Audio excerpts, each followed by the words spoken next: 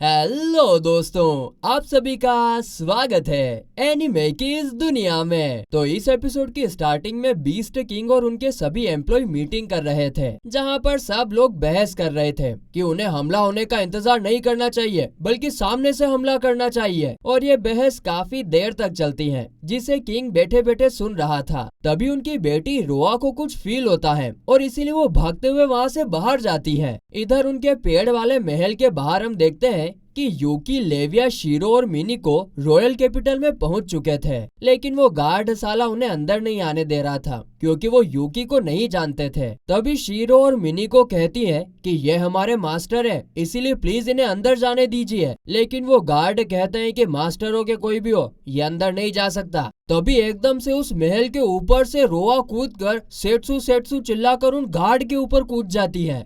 बंदर यही है एक नंबर की। और उसके पास जाकर कहती है, ये खुशबू, ये प्रेजेंस, पर तुम दिखने में थोड़े अलग लग रहे हो, लेकिन कोई शक नहीं है कि तुम सेट्सू ही हो। तो यूकी भी उसे देखकर कहता है कि हाँ, और तुम भी बिल्कुल नहीं बदली रोआ। शीरो और मिनी को प्रिंसेस रोआ को ऐसे देखकर काफी शौक थे। इसके बाद रोआ यूकी को हग करती है और कहती है कि मैंने तुम्हें काफी मिस किया। और इतना कहकर वो उसके पीछे अपने बड़े बड़े नाखून निकाल लेती है और उस पर अटैक करने ही जा रही थी कि यूकी उसे पकड़कर नीचे पटक देता है और कहता है कि बेटा चाहे कितना भी बड़ा हो जाए, बाप से नहीं जीत सकता, समझ में आया क्या? तो रोआ कहती है कि तुम आज भी उतने ही स्ट्रोंग हो। अच्छी बात है। इसके बाद वो सब लोग मिलकर अंदर जाते हैं, जहां रोआ यूकी का हाथ पकड़कर चल रही थी। वो कहती है कि मैंने सुना था कि तुम अचानक से गायब हो गए थे और इसीलिए मैं डर गई थी, और अगर तुम वापस आ गए थे तो सीधा मेरे पास आना चाहिए था ना। तो यूकी कहता है माफ करना, काफी सारी प्रॉब्लम्स चल रही थी। और फिर यूकी रोआ को एक बिल्ली की तरह सहलाने लगता है, जिससे रोआ को काफी अलग ही मजे आने लगते हैं। तभी सामने से किंग भी बाहर निकलकर सेट्सू सेट्सू चिल्लाते हुए आता है और उसके ऊपर कूद जाता है, और सेट्सू उन्हें भी यहाँ पर धोबी पछाड़ दे देता है। जिस पर किंग हंसते हुए कहता है, तुम आज भी उतने ही स्ट्रोंग हो। क्या ये बाप बेटी दोनों एक जैसे ही क्या रहे? मुझे मेरे साथी से यही उम्मीद थी, लेकिन तुम काफी अलग दिख रहे हो सेट्सू। पर तुम्हारी खुशबू और तुम्हारे प्रेजेंस से पता चल रहा है कि तुम वही हो। आगे किंग कहता है कि चलो तुम्हारे आने की खुशी में सारी रात दारू पी के पार्टी करते हैं। ये लड़के भी ना बस दारू दारू दारू। जिस पर यूकी कहता है कि वो सब तो होता रहेगा, लेकिन मुझे अभी एक काफी जरूरी बात करनी है। तो किंग पूछता है कि क्या ये ह्यूमंस और डीमंस के बीच में होने वाले वॉर के बारे में है। जिस पर यूकी कहता है कि हाँ, टोमा जिंदा है और इसके पीछे उसी का हाथ है और वो सबको मारने की कोशिश कर रहा है। तो किंग कहते हैं कि मैं तुम्हारी मदद जरूर करूंगा। जिस पर यूकी कहता है कि नहीं, आप नहीं चल सकते, टोमा शायद यहाँ भी अटैक कर सकता है और इसीलिए आपका यहाँ रहना ज्यादा जरूरी है। तभी रोआ कहती है कि अगर ऐसी बात है तो मेरे पापा के बदले मैं जाऊंगी। तो किंग कहता है कि हाँ, वैसे भी मेरी जगह पर अगर कोई जा सकता है तो वो सिर्फ रोआ ही है। तभी वहाँ पर एक लड़का आकर किंग को रोक लेता है और कहता है कि ह्यूमंस और डीमंस दोनों हमारे दुश्मन है, और अभी जब हमारा देश भी खतरे में है तो हम उन्हें कोई मदद कैसे दे सकते हैं। और फिर उसका इंट्रोडक्शन होता है कि मैं रोगा हूँ, आर्मी का कमांडर और रोआ का फियोंसे। जिस पर रोआ काफी जोर से सर हिलाकर इनकार कर देती है, नहीं नहीं नहीं नहीं, ये नहीं है। आगे किंग उससे कहता है कि तुम्हारी बात भी सही है, लेकिन ये मेरा दोस्त हीरो सेट्सू है। जिस पर रोगा कहता है कि ये वही हीरो है जो 5 साल तक गायब हो गया था, तो इसका क्या सबूत है कि ये अब भी हमारी साइड में है। इस पर किंग कहते हैं कि हाँ, तुम्हारी बात में दम तो है, इसीलिए हम इस आर्ग्यूमेंट को हमारे तरीके से सोल्व करेंगे। जिसके बाद रोगा यूकी से कहता है कि मैं तुम्हें लड़ने के लिए चैलेंज करता हूँ। जिसे सुनकर किंग कहते हैं कि हाँ, मैं इस लड़ाई को अप्रूव करता हूँ और जो ये फाइट जीतेगा उसे रोआ के साथ शादी करने को मिलेगा।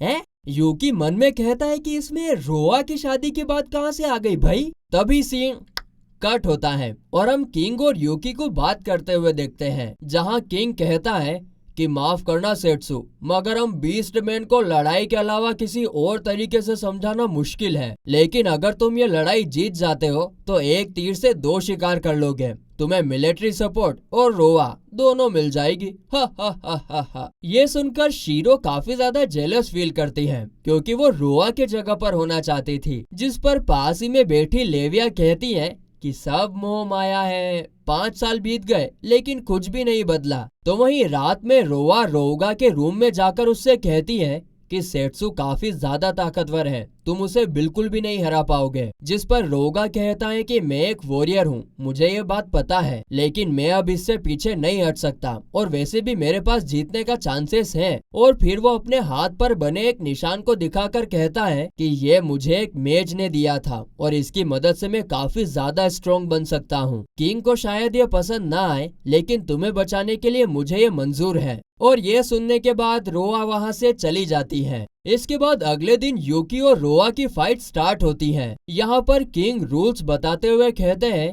कि ये मैच तब खत्म होगा जब दोनों में से कोई लड़ने की हालत में नहीं होगा या सरेंडर कर देगा। और फिर वो मैच स्टार्ट करने का सिग्नल दे देते हैं। अब जैसे ही मैच स्टार्ट होता है, रोगा तुरंत यूकी पर अटैक कर देता है, पर यूकी उसके अटैक से आराम से बच जाता है। ये देखकर रोगा उसके ऊपर एक और अटैक कर देता है, तो यूकी उसे अपने हाथों से ही रोक लेता है। ये देखकर रोगा दंग रह जाता है कि यार ये तो सच में पावरफुल है, और इसीलिए फिर वो अपने बीस्ट फॉर्म में ट्रांसफॉर्म हो जाता है। लेकिन अगले ही पल यूकी उसकी पूंछ को पकड़कर जमीन पर फिर से पटक देता है। अब गिरने के बाद रोगा फिर से उठने की कोशिश करता है, पर यूकी उससे कहता है कि अब बस करो, मैं तुम्हारे बीस्टमैन प्राइड को और हर्ट नहीं करना चाहता हूँ। यह सुनने के बाद रोगा काफी ज्यादा गुस्से में आ जाता है और कहता है कि तुम्हारा मतलब कि मैं इस लायक भी नहीं हूँ कि तुम मुझे हरा सको। तभी उसका मार्क चमकने लगता है, तो यूकी उससे कहता है कि क्या तुम्हें अपनी कमजोरी पर गुस्सा आ रहा है। और ये सुनते से ही रोगा को 5 साल पहले की बात याद आ जाती है, जब वो यूकी और रोआ को ट्रेनिंग करते हुए देख रहा था और रोआ सिर्फ यूकी को ही अपना मास्टर मानना चाहती थी और इसके कारण उसे काफी ज्यादा जेलसी और गुस्सा आ रहा था। आगे प्रेजेंट में वो गुस्से में कहता है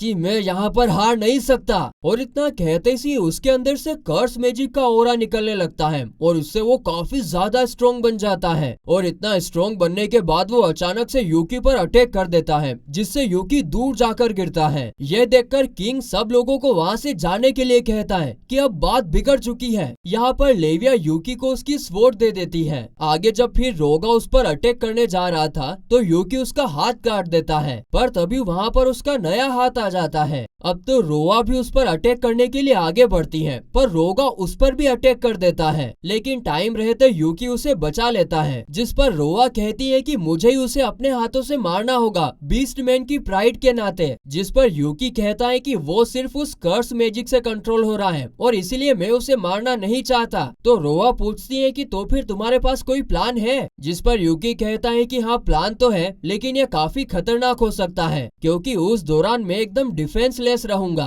तो रोआ कहती है कि तुम फिक्र मत करो, उस दौरान मैं तुम्हें बचाऊंगी। अब ये सुनकर यूकी तुरंत ग्लूटन मैजिक को समन करने लगता है, लेकिन तभी वहाँ पर चारों तरफ धुआं हो जाता है। रोगा की नसें फटने लगती हैं और उसमें से खून निकलने लगता है। और फिर अचानक से रोगा का सर फट जाता है और उसके अंदर से टोमा निकलता है। वो यूकी को देखकर कहता है, काफी दिनों बाद मिले सेट्सू, मैंने तुम्हें काफी मिस किया। फिक्र मत करो, मैंने इसे मार दिया है क्योंकि तुम इस पर अपना कीमती मैजिक पावर वेस्ट करने जा रहे थे। और माफ करना, मैं तुमसे सिर्फ एक शेडो बनकर मिल रहा हूँ, पर तुम्हें देखकर मुझे काफी खुशी हुई। तभी रोआ कहती है कि क्या वो तुम ही थे जिसने रोगा की ये हालत की है। जिस पर टोमा गुस्सा हो जाता है और कहता है कि मेरे और सेट्सू के बीच में बोलने की हिम्मत कैसे हुई। और इतना कहकर वो उस पर अटैक करने जा ही रहा था कि यूकी उसे रोक लेता है और कहता है कि रोआ को कुछ मत करो टोमा। जिस पर टोमा कहता है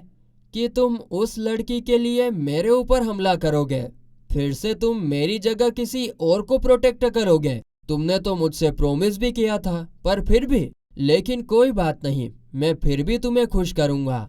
मैं सारे ह्यूमंस, डीमंस और बीस्टमैन को खत्म कर दूंगा ताकि कोई हमारे बीच ना आ सके। यह सुनकर यूकी कहता है कि अपना मुंह बंद रखो, अगर तुम मासूम लोगों की जान लोगे तो मैं फिर से तुम्हारे टुकड़े टुकड़े कर दूंगा। जिस पर टोमा कहता है कि क्या तुम्हें लगता है कि तुम सबको बचा सकते हो? वॉर ऑलरेडी स्टार्ट हो चुकी है और इस बार मैं तुम्हें अपना बना कर रहूंगा। इतना कहते सी टोमा वहाँ से गायब हो जाता है, जिसके थोड़े टाइम बाद किंग यूकी से माफी मांगते हैं और कहते हैं कि माफ करना, मुझे इस लड़ाई को अप्रूव ही नहीं करना चाहिए था। तो यूकी कहता है कि ये तुम्हारी गलती नहीं है, वैसे भी टोमा आने ही वाला था और हम बाद में इन सब का शोक मना लेंगे, पर अभी इसके लिए टाइम नहीं है। हम अभी फौरन डिमोनिक कॉन्टिनेंट के लिए निकलने वाले हैं, टोमा को रोकने के लिए। जिस पर किंग कहते हैं कि ठीक है, मैं एक शिप तैयार करता हूँ और हमारी आर्मी भी जितना जल्दी हो सके वहाँ पहुँच जाएगी। इसके बाद यूकी रोआ के पास जाता है, जो कि वहीं पर खड़ी थी जहां रोगा की मौत हुई थी। यूकी उससे पूछता है कि क्या तुम ठीक हो? तो वो हंसते हुए कहती है कि हाँ बिल्कुल, तुमने मुझे समझ क्या रखा है, और वैसे भी अभी दुखी होने का टाइम नहीं है। जिस पर यूकी कहता है कि हाँ तुम सही कह रही हो, और फिर वे लोग वहां से जाने लगते हैं, जिसके साथ ही ये एपिसोड यहीं पर खत्म होता है। बुद्धि विवेका।